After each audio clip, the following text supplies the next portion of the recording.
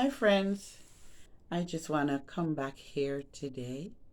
And I'm sorry I missed yesterday. And I'm really apologizing because my real intention is to come every day. But, ladies and men that may be a part of Sarah's daughters and are listening, because I know different people stop by and listen. I just want to say, sometimes you have an expectation of yourself. And I really I expect to do this every day. I have something to say every day. And yes, it's Cheryl Nelson from Sarah's Daughters of Faith and Faith Fire Fellowship of Ministries. I do have something to share every day. But sometimes life and the time that I want to do it, when it doesn't happen at that time, it is more difficult for me to do it. And someone said to me only today, they said, is this going to be every day or every 2 days or a weekly or a monthly? I know they never said all of that, but just wanted to know, is it going to be every day or every 2 day? And so I said, well, I want to make this every day. However, life happens and I don't want to put something on myself that the Lord did not put on me. And so, with that being said, I'm happy to be here today again. And this past weekend, we talked about boundaries a bit and went in different ways. And for those of us who don't like that word boundaries and how it comes across to us, I want you to know that boundaries are in your life no matter what. And so it is very, very important that you seek to put boundaries in order to fulfill the good work that God has given you. So, as a daughter of Sarah's Daughters of Faith, women walking together with God's grace by faith no matter what, I wanted to look at Ruth today. Not for long, this may go 2 or 3, but the boundaries that Ruth put on herself, even after her husband died, her father in law died, her brother in law died, and she was left with her mother in law. And she was married into an Israelite family. I think they were from Ephraim, because it says in verse 1 they were Ephratites from Bethlehem in Judah. So, I'm going to say they were from Ephraim. And interesting, they were now in the land of Moab.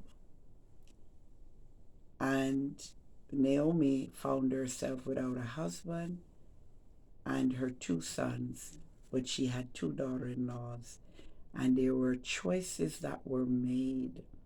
She wanted to leave them and go back home to Bethlehem.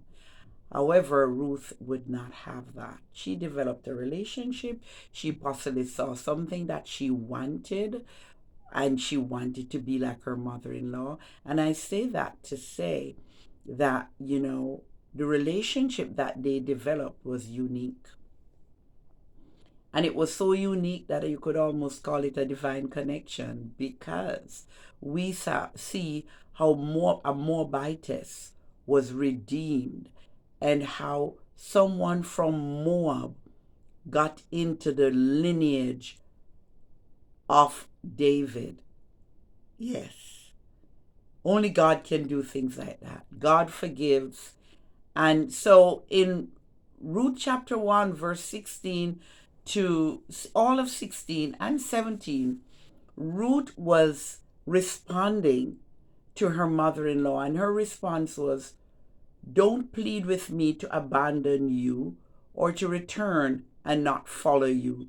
For wherever you go, I will go.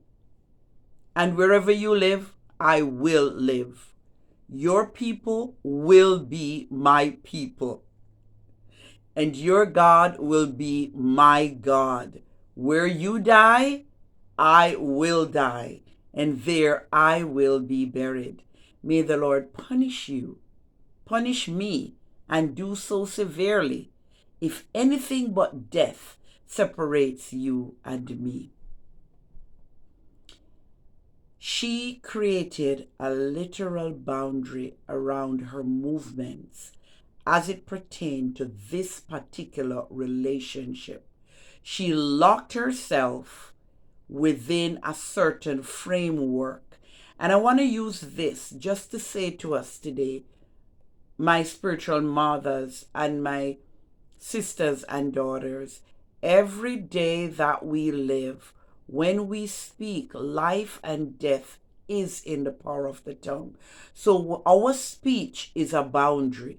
Our speech is a boundary because we're setting limits on ourselves. We're setting the limits how we will walk with individuals and how they will walk with us. We're setting the limits of how we will behave within a certain relationship. We are setting the limits with our speech. And this is what Ruth did. For whatever reason, she did that. And we know what reason. She saw something in this relationship that was so important to her that she was going to lock herself in.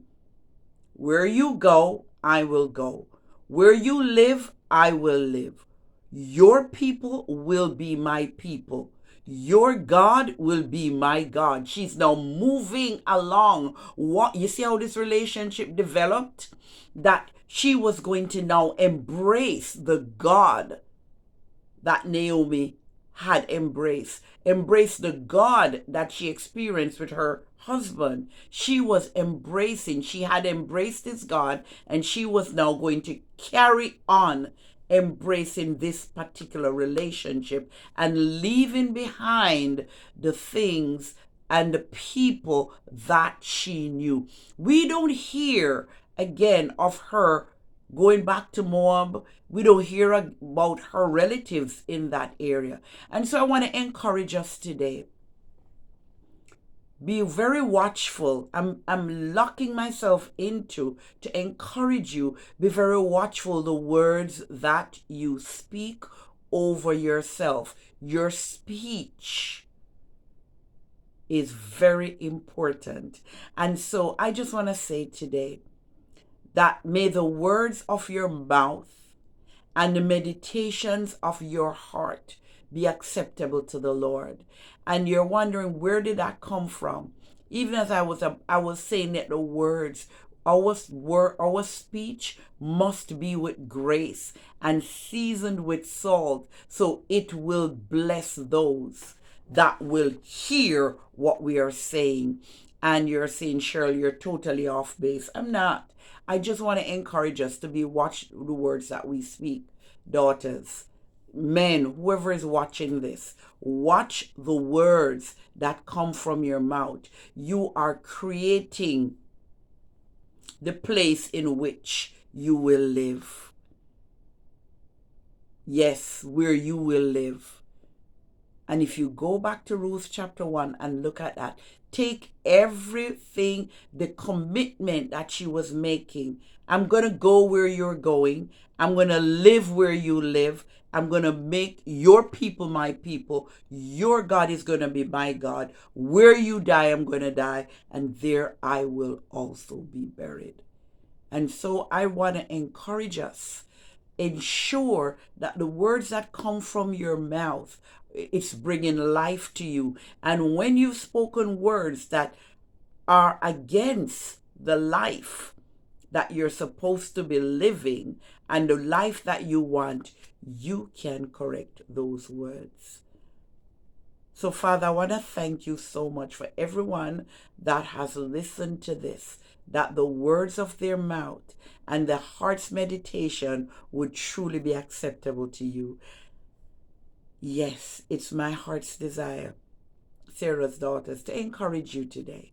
God's willing, I'll be back with you tomorrow.